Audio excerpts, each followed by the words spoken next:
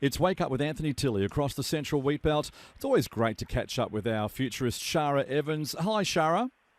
Good morning, Anthony. Now, we're wearing a lot of technology now, aren't we? It's not just like, the phone that you sort of go and get every now and then, but we're wearing stuff. And what's some of the things that people are using and wearing today? Well, we're starting to see a range of new wearable technologies, everything from smartwatches to fitness trackers like Fitbit and Jawbone and others. And there are also some new things being developed that are specifically in the health area.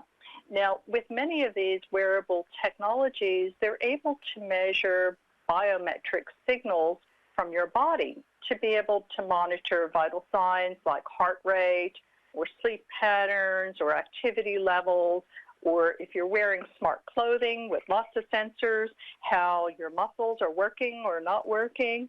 So there's some really interesting things that can be collected. And in a workplace situation, there's an opportunity perhaps for employers to use this massive data about their workforce in real time to monitor health and safety conditions. Okay, Shara. Now, one of the things I guess that concerns me with this is how the data is going to be used. So I want to play a song and come back and we'll have a chat about that. It's Radio West. It's Wake Up with Anthony Tilli across the Central Wheat Belt. Back talking with futurist Shara Evans. And Shara, we just talked about the way we now seem to be wearing a lot of technology. But just as far as the data goes, I was wondering, can you fill us in a little bit on how that's going to be used?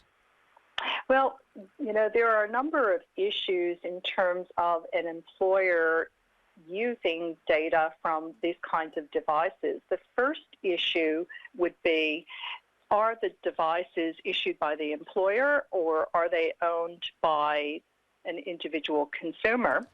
And who actually gets to keep the data and how is that data going to be protected?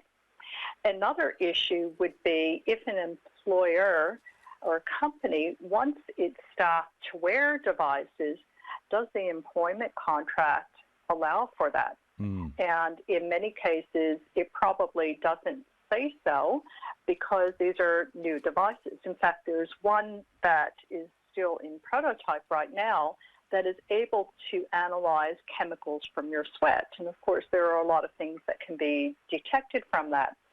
So keeping this information secure and private is very important, but also how it's used by a company is important too. For instance, would it only be used to monitor real-time safety, or could this data be stored and used to profile particular individuals and perhaps also used in ways that are affiliated with hiring or firing decisions? We're starting to create a bit of a biometric data trail or data profile for all of us. Yeah. So there's some interesting things there. And then there's also the issue of keeping this kind of database secure, because if it were hacked into by third parties, serious damage could take place. Yeah. Where's a good place to get some more info from, Shara? Well, feel free to go to my website for all sorts of articles on futuristic technologies. That is marketclarity.com.au. Great to catch up with you, and we look forward to having a chat again soon. It's Radio West.